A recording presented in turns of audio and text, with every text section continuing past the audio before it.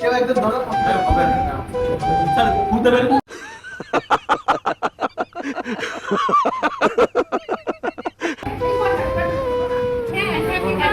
Happy birthday to you sir, happy birthday. এই তোরা বলিস না কেন? আমারে মাফ করে দেন হুজুর, আমার ভুল হয়ে গেছে। Happy birthday. Thanks. Hello guys, this is Shaon, welcome back to my new blog video. আজকে আমাদের দর্শন ডিপার্টমেন্টের সবার প্রিয় শিক্ষক অনুপ কুমার স্যারের জন্মদিন ছিল। দিনটিকে স্মরণীয় করে রাখতে আমরা ক্লাসরুমেই ছোট্ট পরিসরে আয়োজন করে ফেললাম একটি জন্মদিন পার্টি। ক্লাস চলাকালীন সময়ে হঠাৎ করে স্যার কেক দেখে কিছুটা বিস্মিত হয়েছিল এবং পরবর্তীতে খুবই আনন্দিত হয়েছিল। আমরা সবাই স্যারকে খুশি মনে ভালোবাসার সহিত কেক খাইয়ে দিচ্ছিলাম এবং স্যার ভালোবাসার প্রতিদান স্বরূপ আমাদেরকে কেক খাইয়ে দিচ্ছিল। ছোট পরিসরে উদযাপন হলেও দিনটি আমাদের জীবনে স্মরণীয় হয়ে থাকবে।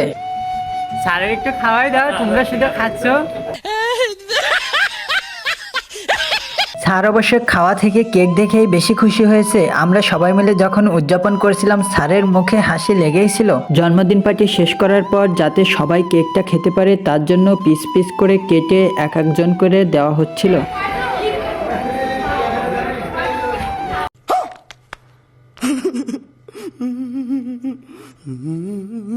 লেডিস ফার্স্ট একটা কথা আছে না, তার জন্য প্রথমে এক এক করে সব বান্ধবীদেরকে কেক দেওয়া হয়। এরপর আসে বন্ধুদের পালা, বন্ধুদেরকে এক এক করে কেক দেওয়া হয় এবং আমি তাদের কাছে জিজ্ঞেস করি যে কেকের স্বাদটা কেমন ছিল।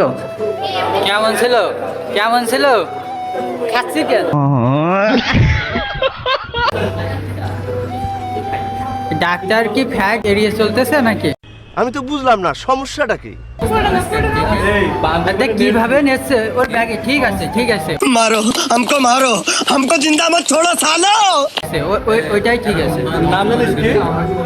শোক দোষ, একটা কাগজ শের দোষ, একটা কাগজ শের আমাদের জন্য এই জায়গায় রাখবে না। কাগজ ছিঁড়াছিঁড়ি কি ধরনের ব্যাপার এগুলো?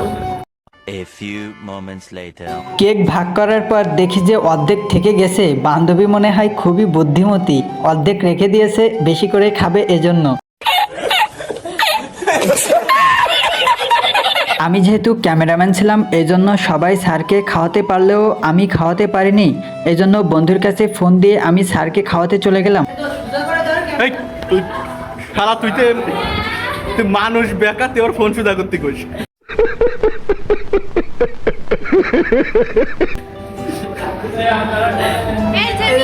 আমি তো নিজে নিজে খাই। আর কেউ খাইলে আসো। আমার খাওয়া দেখে অবশ্যই বুঝতে পেরেছেন যে আমি খাওয়া কাজে মোটেই দ্বিধা করি না। আজকের এই দিনটা সুন্দর করার জন্য যার অবদান না বললেই নয় তিনি হচ্ছে